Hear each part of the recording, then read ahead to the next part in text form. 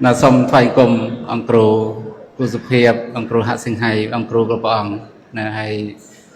rán po nhận ôm tạc nè rán po là cừu vấn đất san sự chia hay nâng ôn sậy đàn đề mà đang ao thầm mách rồi mà miềnประมาณ ចំណុច ចុះ ព្រោះ ជូន លោកគ្រូ មិន មែន ក្នុង នាម ជា អ្នក ចេះ ដឹង ជាង លោកគ្រូ ទេ ព្រោះ ក្នុង នាម ជា ប្រសង់ ចឹង ចុះ ប៉ុណ្ណា ដែល ជា ការ រំលឹក ព្រោះ ហើយ អាត្មា គិត ថា លោកគ្រូ នឹង មាន ផ្លូវ ល្អៗ សម្រាប់ ដើរ ច្រើន ព្រោះ ចំណុច ទី 1 ជីវិត គ្រួសារ ប្រហែល ជា លោកគ្រូ ត្រូវ ជួប ឧបសគ្គ ច្រើន ជួប ឧបសគ្គ ច្រើន មែនទេ បងប្អូន ឥឡូវ នេះ មិន តាន់ បាន មាន គ្រួសារ ផង គាត់ នឹង ទៅ ចាប់ ផ្ដើម លោកគ្រូ ត្រូវ ជួប រឿង ច្រើន មែនទេ ហើយ អាត្មា គិត ថា ជា ការ ធ្វើ តេស្ត មួយ ផង ដែរ ថា តើ យើង ស្ថិត នៅ ក្នុង កម្រិត ណា ព្រោះ ពេល ខ្លះ យើង ឮ តែ ពាក្យ សរសើរ យើង អត់ ដឹង ថា ខ្លួន យើង ស្ថិត នៅ ក្នុង កម្រិត ណា ទេ ពេល ដែល លោកគ្រូ ជួប ពាក្យ ពេចន៍ ដែល មិន ល្អ លោកគ្រូ នឹង ដឹង ថា ខ្លួន លោកគ្រូ ស្ថិត នៅ ក្នុង កម្រិត ណា លេខ 1 ឬក៏ លេខ 2 ឬក៏ លេខ 3 អានេះ ចំណុច 1 អញ្ចឹង អាត្មា គិត ថា លោកគ្រូ ត្រូវ មាន ខន្តី អត់ធន់ ឲ្យ ច្រើន ហើយ រាល់ ការ កន្លង មក លោកគ្រូ បាន ធ្វើ ធម៌ នឹង ហើយ ប៉ុន្តែ ជីវិត គ្រួសារ មួយ ទៀត ណា ព្រោះ ជីវិត គ្រួសារ មួយ ទៀត ហើយ ចំណុច ទី 2 ការ ក្រែង ចិត្ត ក្រែង ចិត្ត នេះ រឿង សំខាន់ ដូច យើង ស្រឡាញ់ គ្នា មុន ដំបូង ហេតុអី បាន យើង និយាយ ពាក្យ ផ្អែម ទៅ រក គ្នា បាន ព្រោះ មាន ការ ក្រែង ចិត្ត អា ក្រែង ចិត្ត ហ្នឹង ធ្វើ ឲ្យ សម្ដី យើង មាន សិលធម៌ ក្រែង ចិត្ត ហ្នឹង ធ្វើ ឲ្យ អរិយាបថ យើង មាន អរិយាបថ ប្រកប ដោយ សិលធម៌ សុជីវធម៌ ល្អ ចឹង រក្សា ការ ក្រែង ចិត្ត ហ្នឹង តាំងពី ចាប់ ដើម ដំបូង រហូត ដល់ ចុង ក្រោយ អញ្ចឹង អរិយាបថ ដែល យើង ឆ្លង ឆ្លើយ គ្នា រាល់ ថ្ងៃ អាហ្នឹង គឺ អាច ធ្វើ ឲ្យ យើង កាន់តែ ល្អ ប្រសើរ ជាមួយ គ្នា បាន ព្រោះ ហើយ ចំណុច មួយ ទៀត ការ ប្រុង ប្រយ័ត្ន ចំពោះ ក្រុមញាតិ ទាំង សង ខាង នេះ រឿង សំខាន់ ណាស់ អាត្មា គិត ថា ចំនួន ពេល ខ្លះ វា ចេញ មក ពី ក្រុមញាតិ សង ខាង ចឹង ត្រូវ ថ្លឹង ថ្លែង ត្រូវ រែកទូល របៀប ម៉េច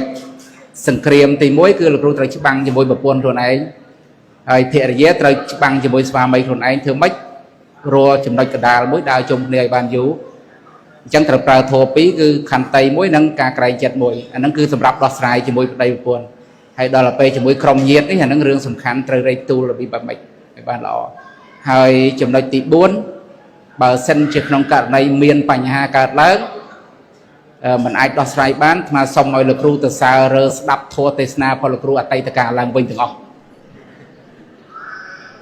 មិន ដឹង ប្រមាណ ពាន់ ឃ្លីប ទេ លោកគ្រូ ណា ហើយ បើ ទេសនា ក្នុង កម្មវិធី អាពាហ៍ពិពាហ៍ ក៏ មិន ដឹង ថា ប្រមាណ ពាន់ រោង ដែរ ប្រមាណ 100 រោង អាត្មា មិន ដឹង ទេ ណា ប៉ុន្តែ អាត្មា ស្នើ សុំ ឲ្យ លោកគ្រូ ទៅ មើល អានឹង ថា ឡើង វិញ ព្រោះ ធម៌ ទេសនា គឺ នៅ នឹង ទាំង អស់ ហើយ ព្រោះ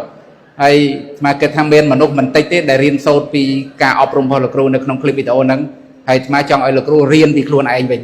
រៀន ពី ទ្រឹស្ដី របស់ ខ្លួន ឯង វិញ ព្រោះ ទ្រឹស្ដី លោកគ្រូ ល្អ ហើយ ប៉ុន្តែ នៅ តែ លោកគ្រូ យក មក សម្រាប់ ដាស់តឿន ក្រើន រំលឹក ខ្លួន ឯង សារ ឡើង វិញ ហើយ អាត្មា ជឿ ថា គ្មាន នរណា ប្រកែក ជាង នរណា ទេ ជីវិត បឋមជន នេះ អត់ មាន សរសើរ ទេ គឺ ថា សម្រាប់ ទៅ ឈាន ហើយ ធ្លាក់ ពី ឈាន មក វិញ ដូច តបោះ គាត់ សម្រាប់ ឈាន ទៅ គាត់ តែ ឃើញ សាច់ ស ខ្ចី ប្រពន្ធ ស្ដាច់ បន្តិច ដាច់ ឈាន ចុះ ដើរ ទៅ វិញ ហើយ យើង មក សរសើរ ត្រឹម បឋមជន ប្រកែក ធម៌ ប៉ុណ្ណា ក៏ ដោយ តែ កិលេស នៅ មាន លោភៈ នៅ មាន ទោសៈ នៅ មាន មោហៈ នៅ មាន តែ គ្រប់គ្រង ឯណា បាន ដូច្នេះ អត់ មាន នរណា ប្រកែក ជាង នរណា បាន អាត្មា ជឿ ថា បើ លោកគ្រូ ប្រកែក វិញ លោកគ្រូ អត់ សឹក ទេ មិន មែន គ្រូ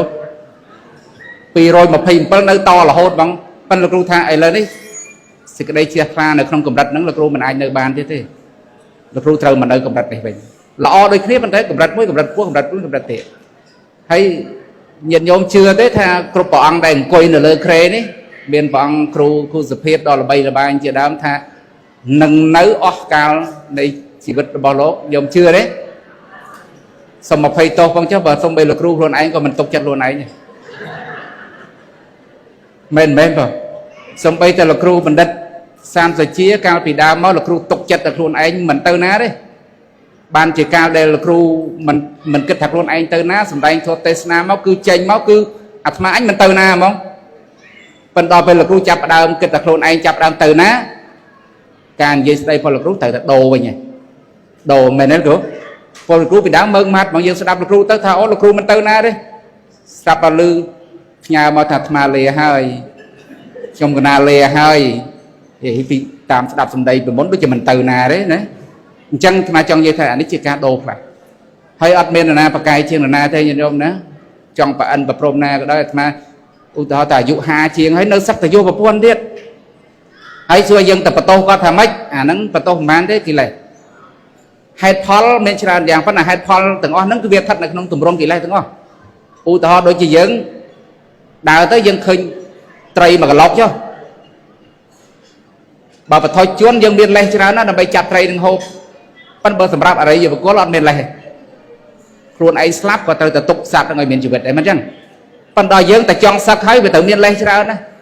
ហើយអាលេសទាំងអស់ហ្នឹងត្រូវក៏ដោយខុសក៏ដោយវាស្ថិតនៅក្នុងប្រព័ន្ធកិលេសទាំងអស់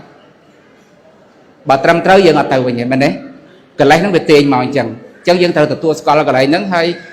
គាត់ថាសឹកវាជាផ្លូវមួយសម្រាប់ថយក្រោយរបស់ព្រះសង្ឃបើយើងនៅបន្តទៀតយើងគិតថាទៅថ្ងៃអនាគតវានឹងមានបញ្ហាអីកើតឡើងបន្តទៀតសម្រាប់យើងមិនអាចទ្រទ្រង់បានអញ្ចឹងថ្មគិតថាពុទ្ធក៏មិនដែលបញ្ញត្តិថាបួសឲ្យបួសមួយជីវិតដែរទុកផ្លូវឲ្យសម្រាប់មួយថយក្រោយមកវិញហើយបើថ្ងៃណាមួយលោកគ្រូមានកូន2កូន3និយាយរៀងជ្រេតិចទៅឯងហើយទៅបួសវិញទៅមែនទេគ្រូគិតថាដូចជានឿយណាយនឹងជីវិតជាកុហកមានសទ្ធាជាខ្លាខ្លាំងចង់បួសវិញបំពេញតបៈធម៌ក៏មិនមែនជាកំហុសទេគ្រូអាត្មាគិតថាល្អប៉ុន្តែសំខាន់មួយចំណុចដោយព្រះមហាលោកមានតរដីកាអញ្ចឹងថាកុំយកអានឹងធ្វើជាអាជីពចិញ្ចឹមជីវិតដោយថាសឹកមកហើយអត់មានការងារធ្វើរត់ទៅបួសវិញទៅគាត់បានចិញ្ចឹមជីវិតមើលតែបានលុយរៀងគ្រាន់បើសឹកមកវិញទៅហើយទៅទៀតរបៀបអញ្ចឹងតែដោយសេចក្តីជ្រះថ្លាអត់មានបញ្ហាទេបួស20ដងក៏បានដែរឲ្យតែយើងប្រកាសថាយើងទៅដោយសេចក្តីជ្រះថ្លារបស់យើងអានេះជារឿងសំខាន់មែនទែនបងប្អូនអញ្ចឹងអាត្មាគាត់នៅសូមផ្ដាំថាធម៌ទេសនាមានហើយនៅក្នុង YouTube អីមិនបាច់ចាំលោកគ្រូកាត់ខ្លួនឯងទេគេកាត់ឲ្យស្រេចឥឡូវសុំតែមួយយ៉ាងទេគឺលោកគ្រូទៅរំលឹកសារឡើងវិញធម៌ទេសនារបស់លោកគ្រូហើយពេលដែលលោកគ្រូរំលឹកបានមកវិញហើយអាហ្នឹងគឺខ្លាយទៅជាមេរៀនចង្អុលបង្ហាញតែលោកគ្រូទៅផ្លូវណាល្អអានេះជាអ្វីដែលអាត្មារំលឹកទេប៉ុន្តែអាត្មាមិនប្រកាសថាជីវិតអាត្មាល្អប្រសើរជាងលោកគ្រូទេណាបាទអញ្ចឹងសូមជូនពរលោកគ្រូហើយនឹងបងអូនស្រីដាណេជូនពរឲ្យជោគជ័យក្នុងជីវិតអពាហ៍ពិពាហ៍បាទសូមចម្រើនពរបាទអរគុណច្រើនបាទ